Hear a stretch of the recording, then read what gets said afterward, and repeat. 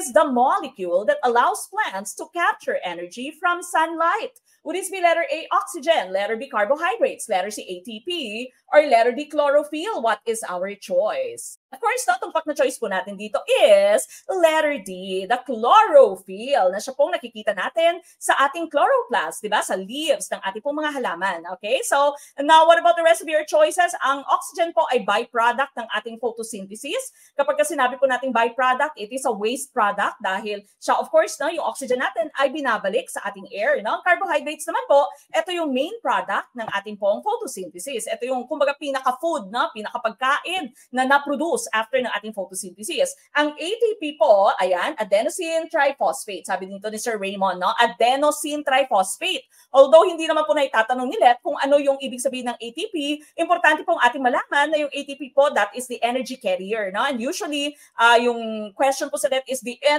energy currency in the cell. Ang enerhiya sa ating mga cells, we term this as ATP, no? So ATP or adenosine triphosphate, no? Siya, ang adenosine triphosphate po natin ay na-form sa process na tinatawag nating cellular respiration na nangyayari naman po sa ating mitochondria. Kaya po tinatawag yung mitochondria na powerhouse of the cell. Kasi po dyan ginagawa yung power, dyan ginagawa yung energy, which is our ATP, okay?